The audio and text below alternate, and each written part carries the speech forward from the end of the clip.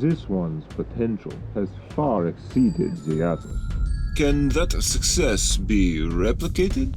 That is a difficult point. This was not a common specimen. I don't like the subjects getting so agitated.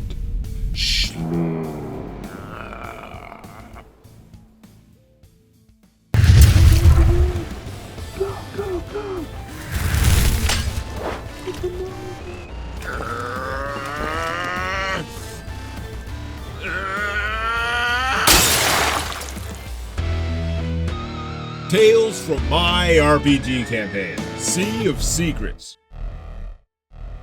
After rescuing Jagad from kidnappers, the party had received a sinister invitation to the Illud embassy the next morning, which they now pondered in the archaeologist's suite at the Crystal Umbrella. So you want to leave before that meeting tomorrow? Definitely. It would be rude to ignore a friendly warning like that.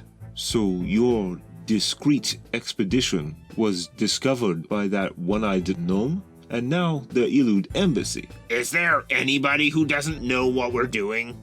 Yeah, that's what I'm starting to wonder. That would be us. We are the ones who don't know where we are going. Oh, despite everything, I'm confident nobody knows where we are ultimately headed. That's all in my head, and to a lesser degree my research notes. Unfortunately, I had to talk to people to arrange a ship for us. That has to be where the Illud found out that we are sailing from the east coast of Targ, and nobody outside this room should know about this. Jagad unwrapped the stone hemisphere he had codenamed the Grapefruit. It appeared to be some kind of geode, a natural crystal, albeit a particularly boring one. But each adventurer, having seen it before, found a particular nondescript crevice with their eyes and focused on it.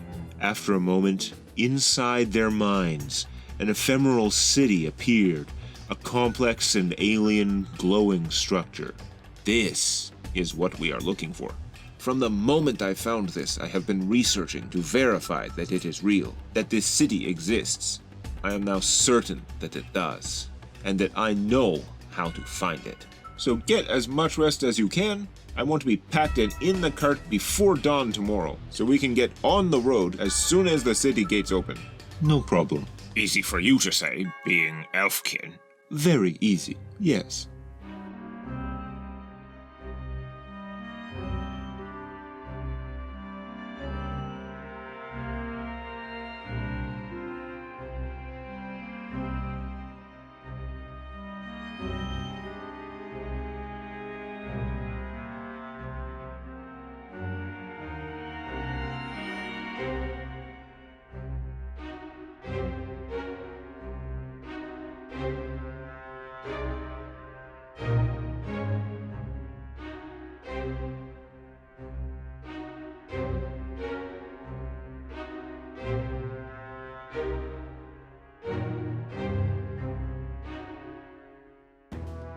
Before the sun rises, the adventurers are packing some last things into the wagon, as Jagad drags himself over with pronounced bags under his eyes. Rough night. You look terrible, Jagad. I'm used to more sleeping and less being kidnapped. My mind was racing all night. Paylor, how do you look so fresh after all that fighting and dancing? That's what the other dancing is for. Aw, Blue, you have a riding dog? Yeah, they sell them here for halflings. Hey there, girl. I did not see you as a dog person, Paylor. Oh yeah, learning to handle dogs makes some kinds of work a lot easier. Oh? What kind of work is that? Work. I'm too tired to make an inspirational speech. Let's go. Let's hope it takes those fish a while to realize we're not coming. You don't think it's a bit of a problem that we're about to get on a ship after turning down a demand from the Illud? We did not refuse a demand. We never heard any demand. Because obviously, we would have no reason to refuse a generous offer from our great allies, the Illud Republic. Does anybody actually believe that kind of excuse?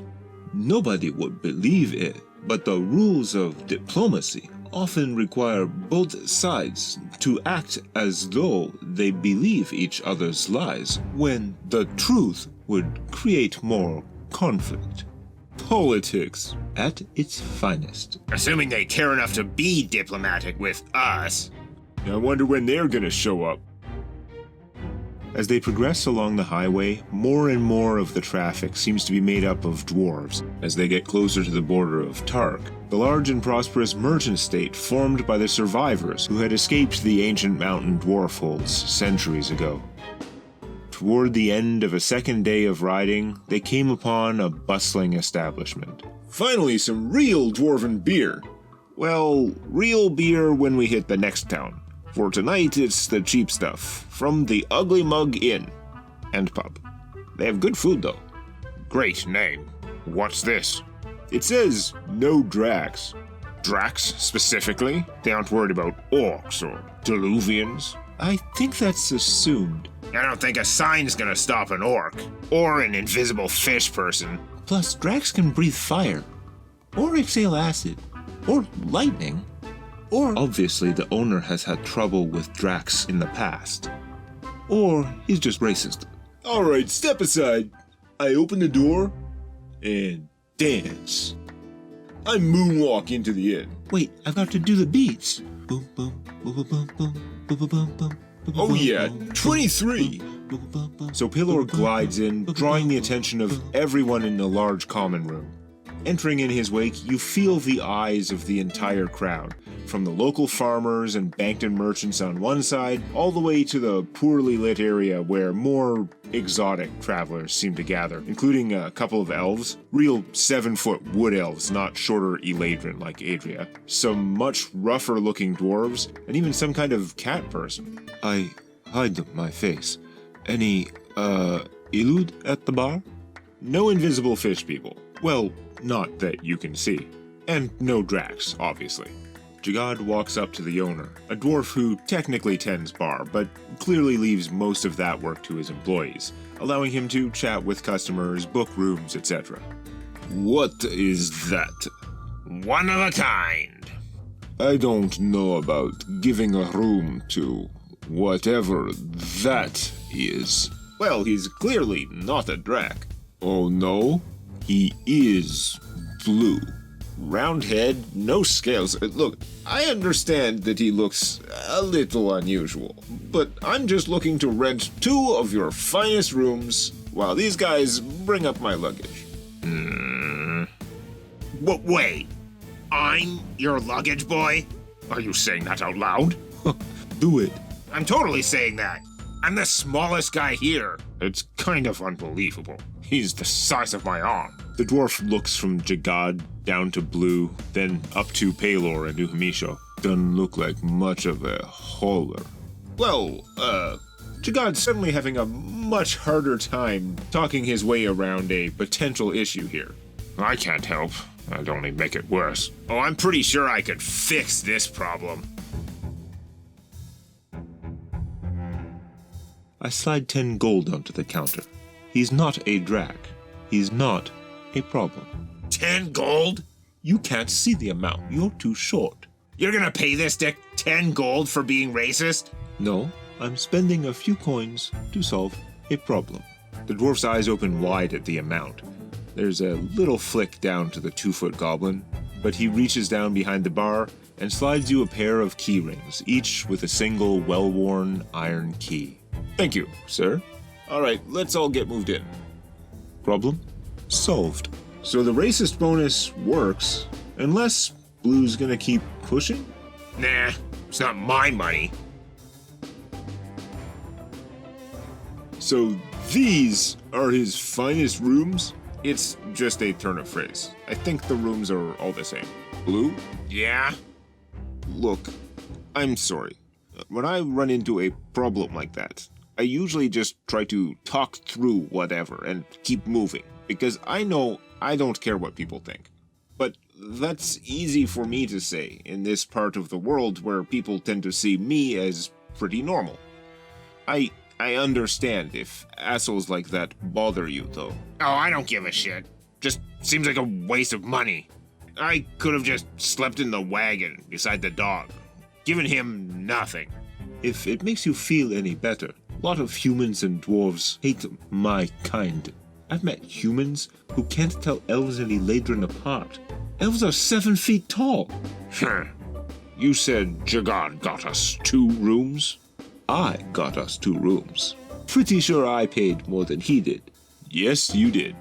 So we have 2 women, Adria and Jinx. Well, Jinx is whatever she wants. I am a girl, though. The real me. And I'm neither. Neither. Right, so you 3 take that room, and I'll take this one with the 2 bodyguards. The 2 other guys. I might want to find my own room. You mean somebody else's room? Possibly.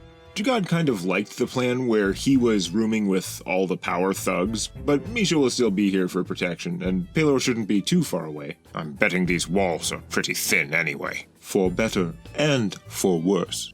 The walls are, in fact, not especially thick or sound dampening. They feel thin enough to ram a dwarf's head through. Wow! That mental picture right there. After unpacking, they head downstairs for a hearty meal. Jagad alone ordered himself 4 different dishes. If you want some of this, please grab some. I can't possibly eat it all myself, but I really wanted to try them all. The ugly mug is close enough to the border that they get all kinds of food from both nations. Dwarven beef, poultry and spices from Lark, and vegetarian dishes from both sides. Is there hummus? They have something they call hummus. But if you want the good stuff, you need to get it from the elves. The elves? Not Eladrin hummus?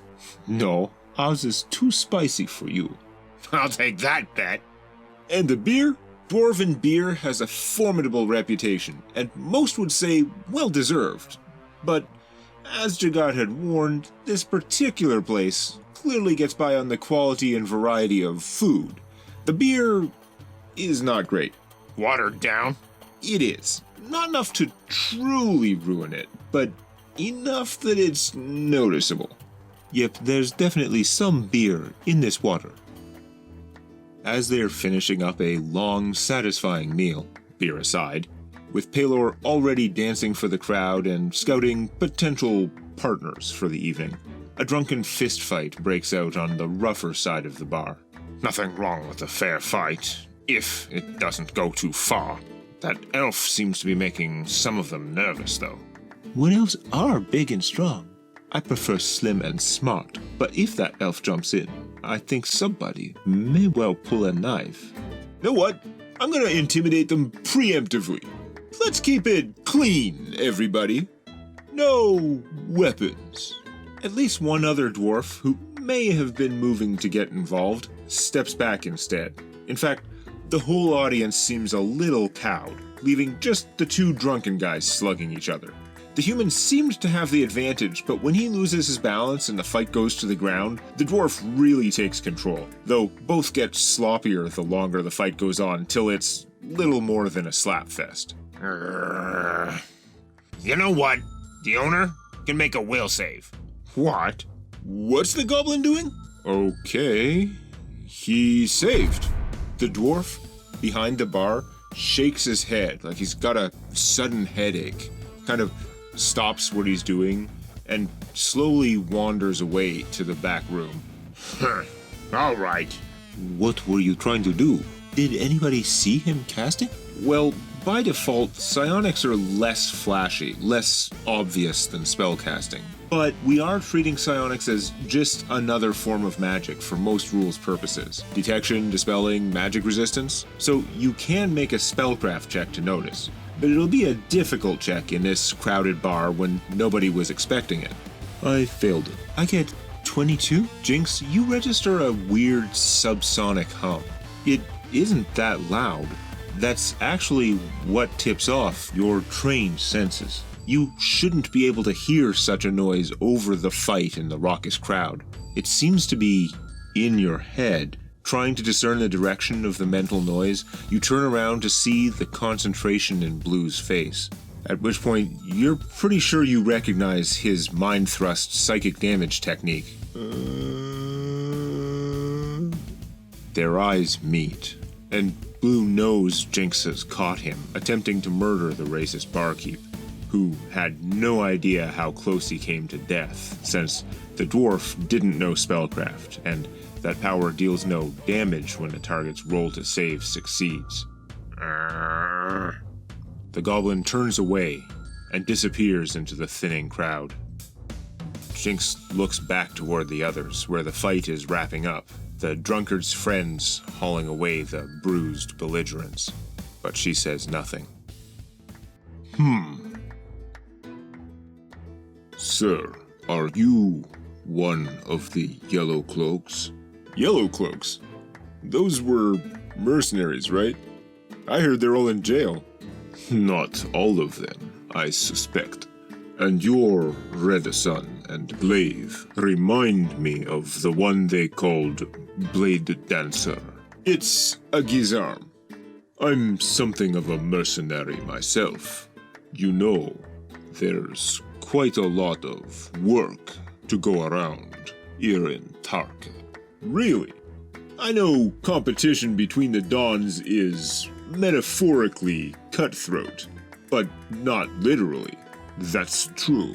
There are a lot of bloody noses and the occasional broken arm or missing ear.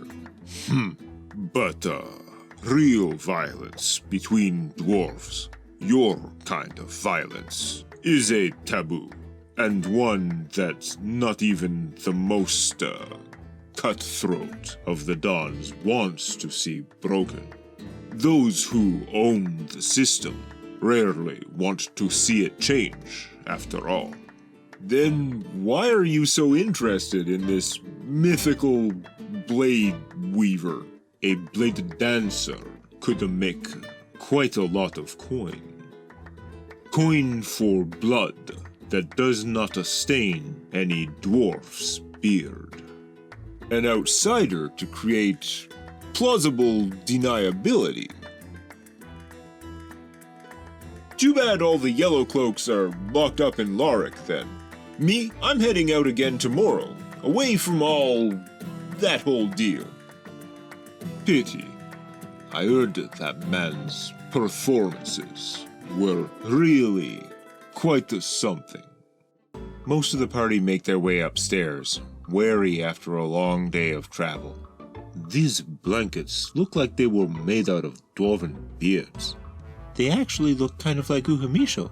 Huh? Definitely using my own blanket. Good idea. Where's Blue? Haven't seen him in a while. Alright, folks, bar is closing. Last call. Does anyone catch my eye? Where'd that elf lady go? As you suspected, with Pelor's keen instincts, she left on her own. There are still a few clients at the bar, though. No doubt you could pick up one of the Dwarven Women. Doesn't have to be a woman. Well, that opens up your options a little more. Does Pelor have no standards at all? Have standards. I've got to be attracted to them. It's just that could apply to a lot of kinds of people. I wouldn't go with, say, a giant. But you are into dwarves. What's wrong with dwarves? As elfkin, let's just say they are not my type. Well, there are definitely dwarven guys who are into dwarven guys. The problem for Pelor is that usually their type tends to be, broader, shorter, beardier, dwarven guys. I get it. Pelor, have you seen Blue? No. Okay, I'm gonna check the stables. I'll pick up whichever one seems the least drunk. They should be less likely to regret things in the morning.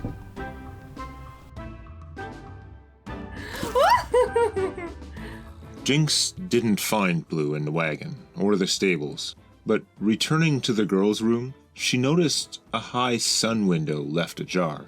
I'll reach up to the window first, then shrink myself to fit. Sure enough, climbing up onto the peaked rooftops of the ugly mug, you find Blue sitting on his own.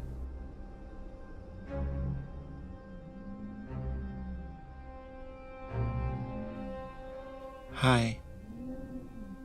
Racists suck. But you can't... I know! I just get so angry sometimes. What did you tell the others? I didn't. I thought I should talk to you first. Remember when Jagad said, around here people see him as normal? Uh-huh. I don't think there is a place where I would be normal. I seem to be a goblin, which is weird enough, but I'm pretty sure real goblins are all green. That is what I've read, yeah. That feeling that everybody's staring at me, wondering what I am. I guess it must sound weird to you. The grass is always greener. Huh? I can look like I fit in anywhere on the outside. But inside, I know I'm not like everyone else.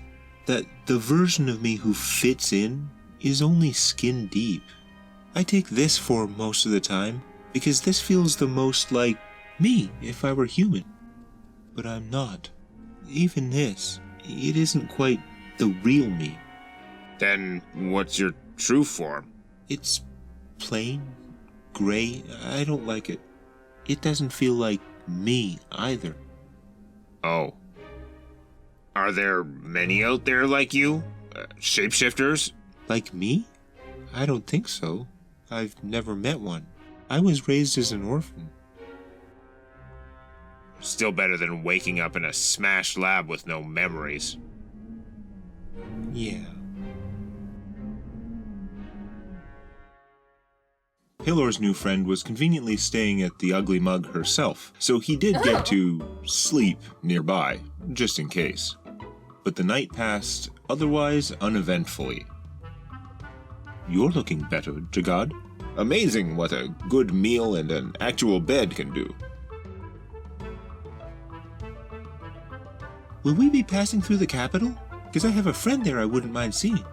I was going to decide the next leg tomorrow, based on the weather, but honestly, I'd prefer to avoid Tarkushan. A lot of politics happens there, like Bankton, but even harder for a big group of non-dwarves to blend in. The chasm, then? I think so. We should find any last supplies we need there, and be a little less conspicuous. Your call. But If you need a dwarf, just say the word. a couple hours on, you see a cart on the side of the road. Its horses unhitched, a dwarf and a halfling working on one of the wheels. I cast Mage Armor. And we pass them by. Sure, they're pulled over to make room. Trap. Obviously, we'll be on guard, as always. Their wheels broken? I could just cast Mending. Is that really something we want to do? It'll take like 2 seconds. If it's like 2 seconds, then you can go ahead if you want. But, I mean, they seem like they're doing fine. I'll just hop down. Hey, guys, I can help you out. A whole wheel is a bit big for my spell, but I think I can fix just a crack. It actually doesn't look that bad. You use your heathen magic so brazenly? We were just going to attack your arcane abomination, but clearly you're all mage lovers. They're anti-magic people? Cleansers. Man, I take a level in Spell Thief, and first it's guys with defective magic, now anti-magic people. No, cleansers are asshole druids. They think their own magic is fine. They're against arcane magic. Oh, 'cause that makes sense. It's a religion. What do you want? Roll initiative. Yes! I was hoping for a fight today. I can hear movement back there. More of them. I rush over here, try to catch as many of them as I can, without hitting Jinx. This one, behind the cart, had a ready to action and hurls an axe at Adria. Too slow. Color spray. Okay, then 2 of them fail to save against your spell. What does it do again? If they're level 5 or higher, they're stunned for 1 round. Lower. Level 3 or 4, they're stunned and blinded for D4 plus 1 rounds. Level 2 or lower, they are screwed. Yeah, those 2 are just plain out of the fight. One figure not caught in Adria's color spray pulled a gnarly club from under his cloak, and Jinx narrowly dodged as he struck down. Lupo! A wolf leaps out from a hiding spot under their wagon, biting Jinx's leg and trying to drag her down. What? The wolf doesn't have that big a bonus, but I rolled pretty high on the trip check, so 19! alright, then Jinx manages to remain standing. You guys have a funny way of thanking her. Pelor moves up to flank the druid, but his attack misses. I'll sneak attack him and try to spell steal. Take, 1 damage. 1 damage? I get that you're trading your d6 sneak attack to steal a spell, but isn't Jinx using the +1 short sword? I rolled a 1 on the damage die. +1 from magic weapon, -1 from strength. Well, he takes 1 then. And the randomly determined spell you steal is Shillelagh. Shillelagh? Why did you memorize 2 copies of this spell? I'll leap across and land on that guy, using the pounce ability from my Landshark Boots Soul Meld. So jumping lets you make 4 claw attacks. Right, a frenzy with the ghostly claws on both hands and feet. 1 roll was a miss, so I get 3 hits. 35 damage. Yeah, no, he's crushed. You probably could have spared an attack for the guy next to him. Well, no. The whole deal with the pounce attack is that it's all focused on a single target. My turn? I'm gonna energy push that wolf into the wagon. Fortitude save for half. Get off her! Wolf fails, and fails the strength check against your knockback. Then it takes 6 cold and gets smashed against the wagon for 9 wall damage. 9 more? That kills it. Alright, bottom of the round, the lead druid finishes summoning an earth elemental, revealing themselves and their bear behind the ridge, next time on Tales from My RPG Campaign.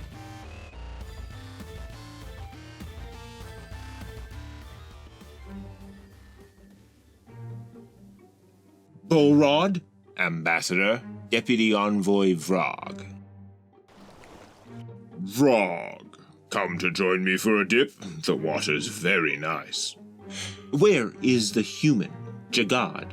The archaeologist? Why, he should have been here an hour ago. Muguru, didn't we invite him yesterday? I informed him personally, Ambassador, and yet he is not here. Did you make it clear that his presence was required? Very clear, Deputy Envoy. Well, that's perplexing. If there was some kind of mix-up, why, his expedition could be hours away by now. If you had anything to do with this, Ambassador, the Council will be most displeased. To be clear, when you say the Council, you mean your boss, Envoy, Olundo. Envoy Olundo. Oh, yes.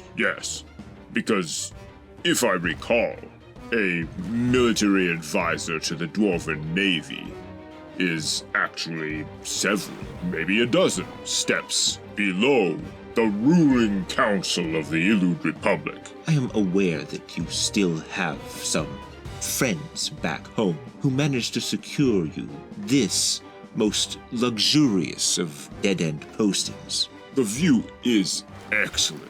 But you should not believe that this is the lowest that you can sink. True, there is always a lower crevice.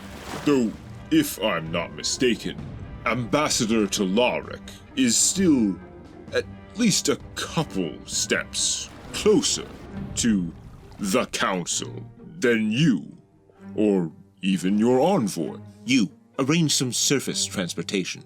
I will contact the Scout Network. Thanks for coming by, Deputy Envoy. I don't know what Envoy Olundo is after, but you are unwise to antagonize them, Ambassador. Yes, well, I fear I will never be as wise as you, faithful Muguru. Yeah.